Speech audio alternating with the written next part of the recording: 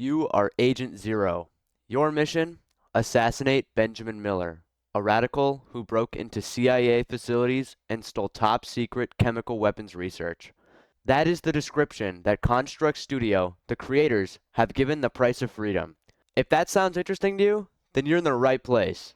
The Price of Freedom is a virtual reality game that was published on Steam in 2016 and costs $1.99. And if you're not familiar with virtual reality, or VR for short, it's a term that represents a way you can play a game. Just like you play a game with a mouse and keyboard or a controller, VR is where you wear a headset with a screen in it and have two controllers in your hands.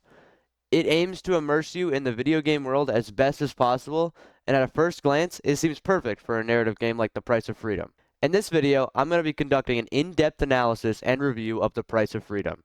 The way I'm going to review the game is by rating it in three categories. Number 1, story and narrative. Is the game's story captivating and interesting for the player?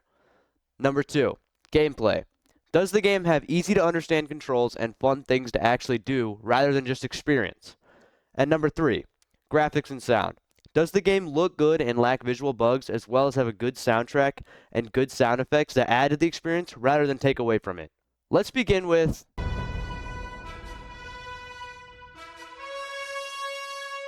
The Price of Freedom opens to a table. There are 2 cups with pills in them. Swallowing them picks your language and then moves to a projector screen with a video. There's also a narrator that seems to be talking directly to you, preparing you to kill Benjamin Miller, the guy who stole the precious CIA documents. Benjamin Miller is a traitor.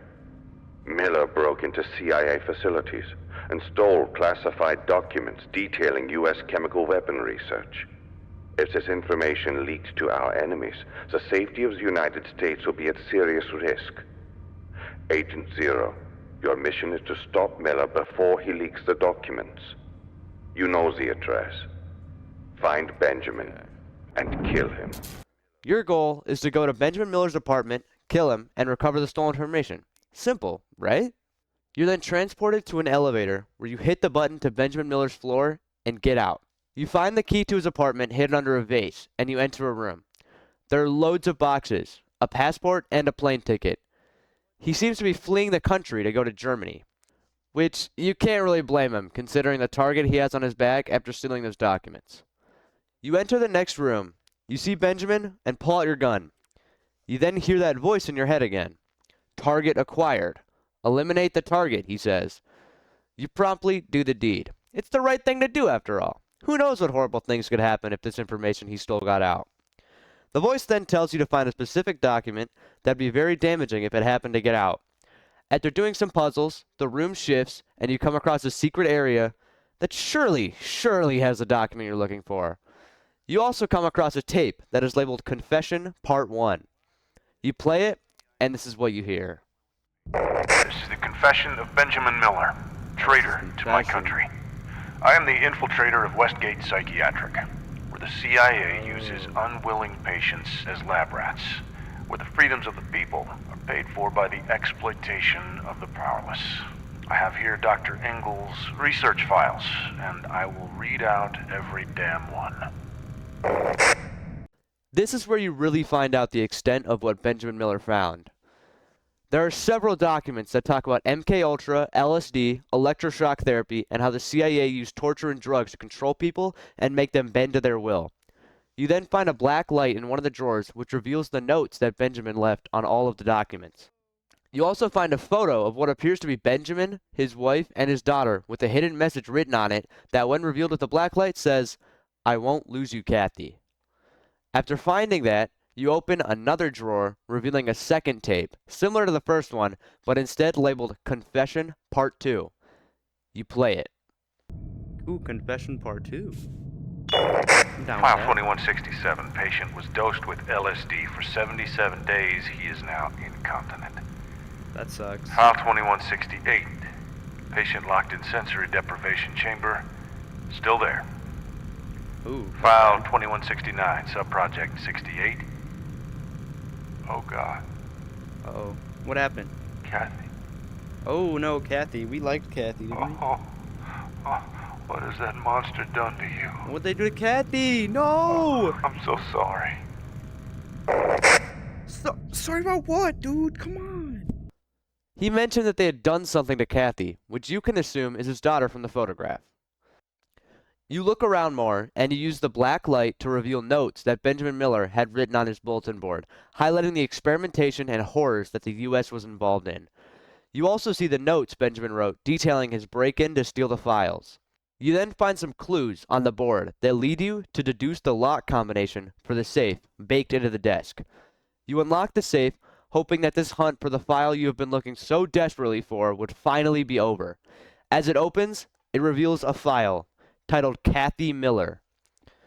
You open to the first page. It reads MK Ultra Assassin Control Initiative. Kathy Miller. Who's playing that right now? October 27th, 1959. I have chosen Cassie Miller, a psychiatric patient of mine, to Kathy be my Miller? first subject for MK Ultra Subproject 68. Subject? Subject's not- suggestibility makes her a perfect candidate for our objective to A create a controlled mind-controlled assassin? assassin. That's really Her bad. father and the only living parent will be told she has committed suicide to Oh, avoid questions of her no. whereabouts. That's bad. March 24th, 1960.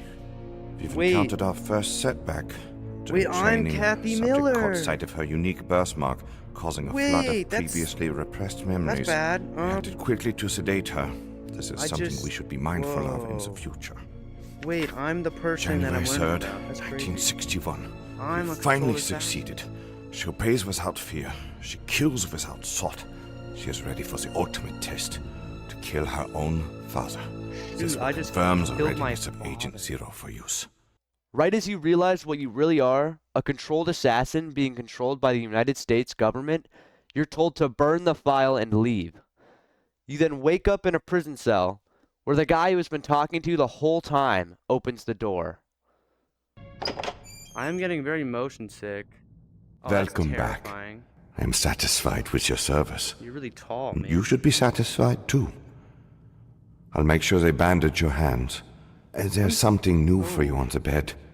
We want you to look beautiful for your There next actually mission. Isn't. It's As the credits show up on the walls of the cell, you're left alone to think about all that just happened.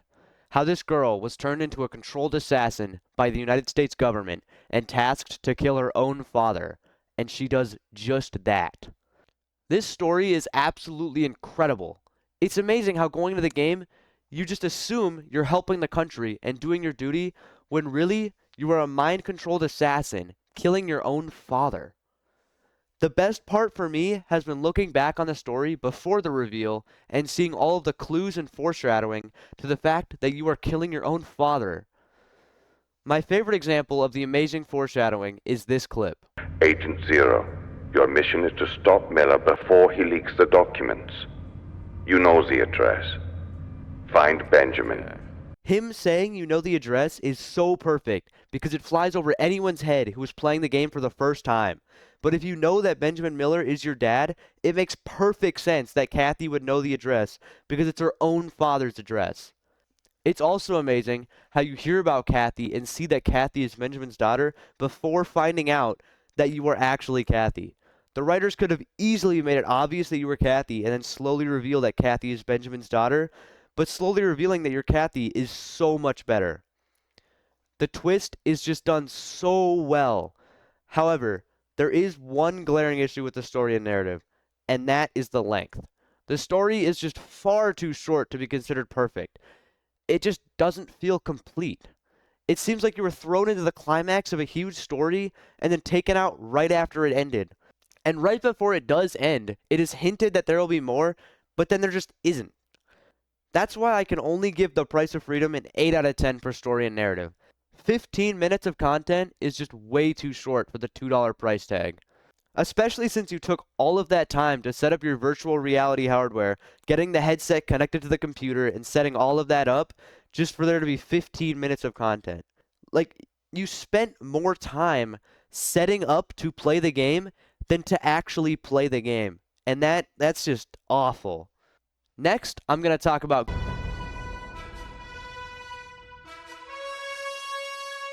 You know the phrase that goes like, oh, that's nothing to write home about? Well, the gameplay in The Price of Freedom is definitely something to write home about. Because it's so incredibly bad. There's so many bad things to say about the gameplay that I'm not even sure if there's anything good to say. First off, the biggest issue is that you can't move around with a joystick or teleport like in other games. Instead, you have to physically move around your room in order to get anything. This is especially a problem if you're playing in a small area where you can't easily walk anywhere. And for the sake of time, I'm just going to rattle off some of my smaller issues when it comes to gameplay. Number 1, the game was only 15 minutes long. Number 2, when you move your head in the virtual world, it looks kinda like the world moves with your head. Number 3, the quality looked really bad in the headset, but that's probably because I was using Wi-Fi to stream the video from my computer to my headset. 2 and 3 really added up to create bad motion sickness, and even me, someone who has played VR for a while and not gotten motion sick. Number 4, the hands felt off-center from where the controllers actually were.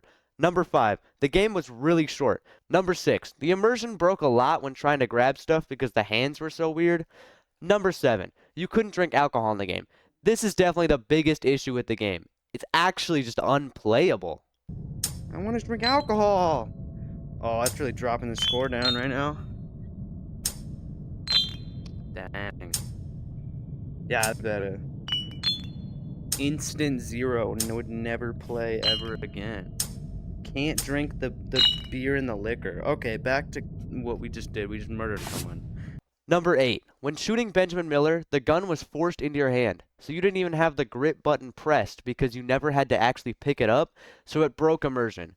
Number 9, the puzzles were far too easy. And did I mention the game was too short?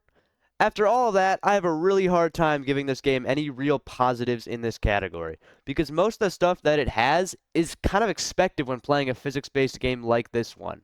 I'm sorry to say, but I'm going to have to give this game a 2 out of 10 when it comes to gameplay. I'm not going to give it a 1 out of 10 because it does still have the expected essential type of things, like being able to pick things up and interact with objects, and the black light was a really neat feature. Moving on into the third category.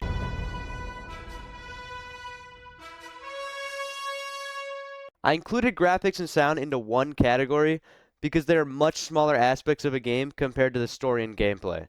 But do not get me wrong, graphics and sound could still make or break a game.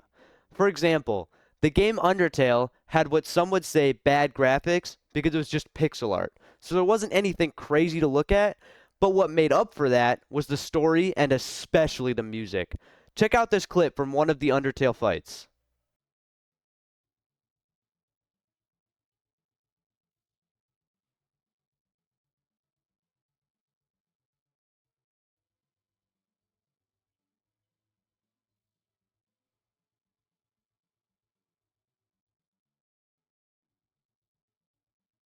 Now that looked kind of boring, right?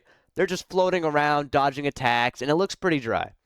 And all attacking is just timing a bar to hit the middle. Boring.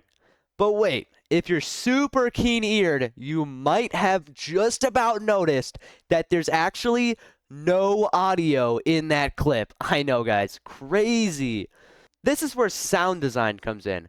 Without the audio in the clip I'm about to show you, this fight would be super boring. So it's a good thing that it has this.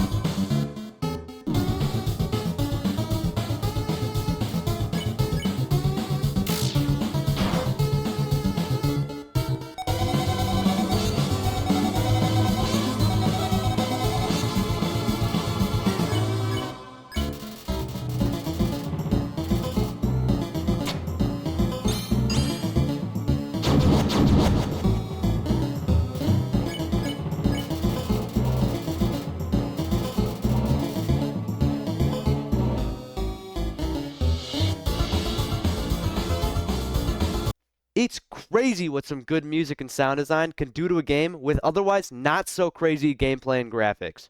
Moving back to the price of freedom, sound design plays a huge part in this game because it's used a lot when telling the story, and the story seems to be Construct Studios' main focus when it comes to this game. And let me tell you, the voice acting is phenomenal. The voice actors do such a good job with the dialogue and actually sounding like you would imagine them to. The main guy who talks in your ear having an accent is so nice. The music is great too. It really adds to the intense moments, and the sound effects are well made and well used. Moving to the graphics part of this category, I think they look really good. The people look fine and everything is passable. I mean, obviously there's nothing crazy, but for what the game is, the graphics are definitely passable and look pretty good. I think I'm going to have to give The Price of Freedom a solid 7 out of 10. The graphics and sound design are really good, but there's many games that could smoke this game when it comes to sound and graphics. Now let's move on to my...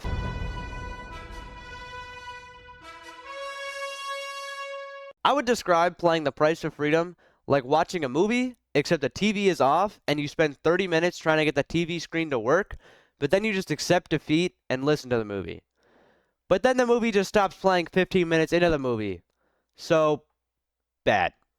I would absolutely love to be able to love this game. The story is so good, but having to play in VR is just too inconvenient for a 15-minute game. You would have a much better time just watching someone else play the game. It would take you less time, and you would be much happier not having to buy virtual reality hardware. Even if you already have virtual reality hardware, I would still recommend just watching someone else play it. To end this off, the story is really good. The graphics and music are pretty good, but with the story being only 15 minutes long and the gameplay being so lackluster, I just cannot recommend you play this game. With the story and narrative having a score of 8 out of 10, the gameplay having a score of 2 out of 10, and the graphics and sound having a score of 7 out of 10, I would have to give this game a combined score of 5.5 out of 10. It's meh, but there are some great positives, but way too many glaring negatives. I want to thank you for watching this video, and I hope you enjoyed this critical evaluation of The Price of Freedom on Steam. If you have any questions or criticisms, please leave them in the comments of this video. Thank you again.